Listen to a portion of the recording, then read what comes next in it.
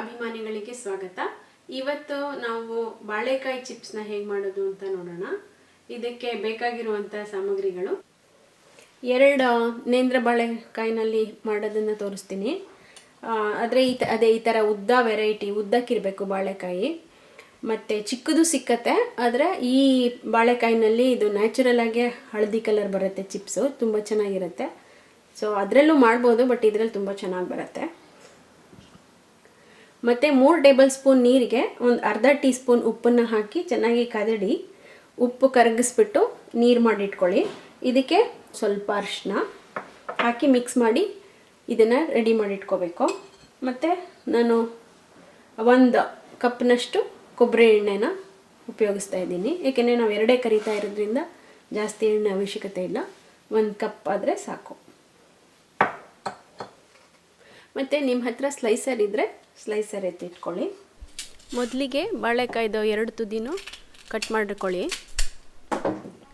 ಈ ಥರ ಉದ್ದಕ್ಕೆ ಕಟ್ ಮಾಡ್ಕೊಳ್ಳಿ, ಯಾಕೆಂದರೆ ಇದನ್ನು ನಾವು ಈ ಬಾಳೆಹಣ್ಣನ್ನು ಸುಲಿತೀವಲ್ಲ ಆ ಥರ ಸುಲಿಬೇಕಾಗತ್ತೆ. ಸೊ ಇಷ್ಟು ಉದ್ದಕ್ಕೆ ಮೂರು ಕಡೆ ಕಟ್ ಮಾಡಿಕೊಂಡ್ರೆ ಈ ಥರ ನಾವು ಬಾಳೆಹಣ್ಣನ್ನು ಸುಲಿತೀವಲ್ಲ ಅದೇ ಥರ ಸಿಪ್ಪೆನ ಈ ಥರ ಸುಲ್ಕೊಂಡ್ಬಿಟ್ಟು ನೀವು ಅದನ್ನು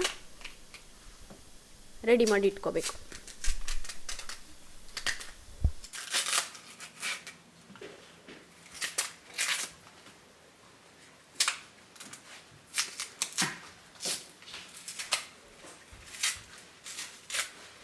ಸೊ ಇವಾಗ ಇದು ರೆಡಿಯಾಗಿದೆ. ಮೊದಲಿಗೆ ನಾವು 1 ಕಪ್ ಕೊಬ್ಬರಿ ಎಣ್ಣೆನ ಬಿಸಿಗಿಟ್ಕೊಳ್ಳೋಣ. ಈ ಬಾಳೆಕಾಯಿ ಚಿಪ್ಸು ಕೊಬ್ಬರಿ ಎಣ್ಣೆನಲ್ಲೇ ಚೆನ್ನಾಗಿರೋದು. ನಿಮಗೆ ಕೊಬ್ಬರಿ ಎಣ್ಣೆ ಬೇಡ ಅನಿಸಿದ್ರೆ ನೀವು ಯಾವ ಎಣ್ಣೆನಲ್ಲಿ ಬೇಕಾದ್ರೂ ಕರ್ಕೊಬೋದು.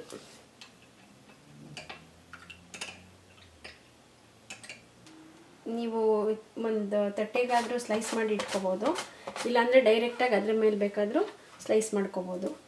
ಎಣ್ಣೆ ಕಾದಿದೆಯಾ ನೋಡೋಕ್ಕೆ ಸುಮ್ಮನೆ ಸ್ಲೈಸ್ ಮಾಡಿರೋದನ್ನು ತೊಗೊಂಡು ಹೀಗಿಡಿ. ಅಲ್ಲಿ ಬಬಲ್ ಬರ್ತಾ ಇದೆಯಲ್ಲ, ಅದು ಬಂದರೆ ಎಣ್ಣೆ ಕಾದಿದೆ ಅಂತ. ಈಗ ರೆಡಿ ಮಾಡಿ ಇಟ್ಕೊಂಡಿರೋದನ್ನು ಹಾಕೋಣ. ಮುಕ್ಕಾಲು ಬೆಂದ ಮೇಲೆ ನಾವು ಈ ಉಪ್ಪಿನ ನೀರನ್ನು ಮಾಡಿ ಇಟ್ಕೊಂಡಿದ್ದೀವಲ್ಲ ಅದನ್ನು ಅದಕ್ಕೆ ಹಾಕಬೇಕು.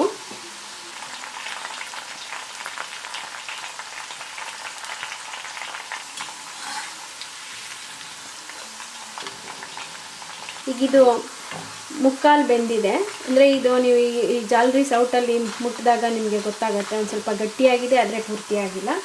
ಸೊ ಅರ್ಧ ಟೀ ಸ್ಪೂನಷ್ಟು ಈ ಉಪ್ಪಿನ ನೀರನ್ನ ಹಾಕೋಣ.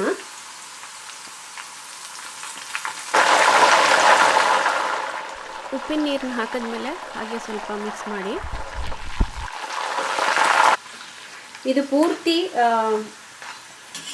ಕಂದು ಬಣ್ಣ ಬರುವಷ್ಟು ಕಾಯಬಾರ್ದು, ಯೆಲ್ಲೋ ಕಲರೇ ಇರಬೇಕು. ಈಗ ಈ ಚಿಪ್ಸ್ ಆಗಿದೆ, ಇದನ್ನು ತೆಗೆದುಬಿಟ್ಟು ಒಂದು ಪೇಪರ್ ಟವಲ್ ಮೇಲೆ ಹಾಕೋಣ.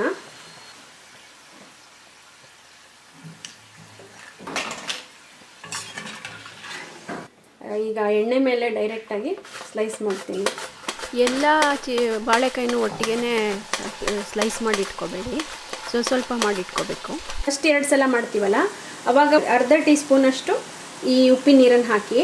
ಬಟ್ ಮುಂದೆ ನಾವು 3ನೇ ಬ್ಯಾಚು 4ನೇ ಬ್ಯಾಚ್ ಮಾಡಿಕೊಂಡಾಗ ಈ ಉಪ್ಪಿನ ನೀರನ್ನು ಸ್ವಲ್ಪ ಕಡಿಮೆ ಹಾಕ್ಕೋತಾ ಬರಬೇಕು, ಯಾಕೆಂದರೆ ಆಗಲೇ ಎಣ್ಣೆಯಲ್ಲಿ ಸ್ವಲ್ಪ ಉಪ್ಪು ಉಳ್ಕೊಂಡಿರುತ್ತೆ. ಹಾಗೆಯೇ ನಾವು ಅರ್ಧ ಚಮಚನೇ ಹಾಕಿದ್ರೆ ಭಾಳ ಉಪ್ಪಾಗಿ ಹೋಗುತ್ತೆ ಇದು. ಸೊ ಸ್ವಲ್ಪ ಕಮ್ಮಿ ಮಾಡ್ಕೋಬೇಕು ಮುಂದೆ. ಮಾಡಾದಮೇಲೆ ಇದಕ್ಕೆ ನೀವು ಬೇಕಾದರೆ ಪೆಪ್ಪರ್ ಅಥವಾ ಚಿಲ್ಲಿ ಪೌಡರ್ ಕೂಡ ಹಾಕೋಬೋದು. ಇದೇ ಥರ ಉಳಿದಿದ್ದ ಬಾಳೆಕಾಯಿಗಳನ್ನು ಕರೆದು ಬಾಳೆಕಾಯಿ ಚಿಪ್ಸ್ನ ಎಂಜಾಯ್ ಮಾಡಿ. ನಾನಿಲ್ಲಿ ಮಾಡಿರೋದು ಬರೀ 2 ಬಾಳೆಕಾಯಿನ ಉಪಯೋಗಿಸಷ್ಟೇ. ನೋಡಿ ಎಷ್ಟೊಂದಾಗಿದೆ.